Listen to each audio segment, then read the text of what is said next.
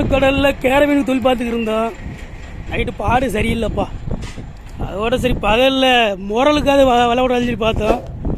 நீங்கள் நெட்டு இல்லை பார்த்துருப்பி இல்லை, ஃப்ளையிங் ஃபிஷ்ன்னு சொல்லுவாங்களா, பறக்கு மீன் சொல்லி திருப்படா தம்பி.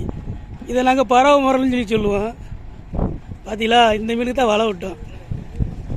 கடைசியில் என்னென்னு பார்த்தா அந்த வரைய மொத்தமே இதுதான் எங்களுக்கு கிடைச்ச முரல். வலையும் கம்மி தான், இருந்தாலும் எனக்கு கூட குறைய வந்திருக்கேன்னு. ஏதோ கிளைமேட் சேஞ்சினால ஒன்றும் விசேஷமாக இல்லை. அதில் இன்னும் என்னென்ன முரல் வந்திருக்கு எடுத்துக்காட்டு.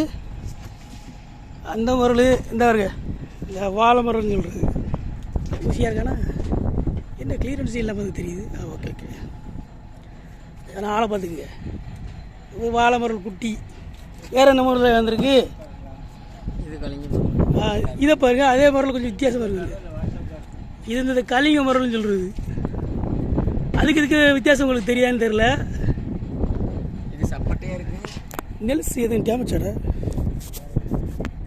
இது சப்பட்டையாக இருக்குது. இந்த பாருங்களேன், இந்த முரல் வந்து இந்த வாழை மரம் சொல்கிறது வந்து கொஞ்சம் சப்பட்டையாக இருக்குதா, உருவம் அகலமாக இருக்குது. இது வந்து ஊசியாக இருக்குது, ஆனால் உருளையாக இருக்கு பாருங்க. இது கலிங்க முரல்.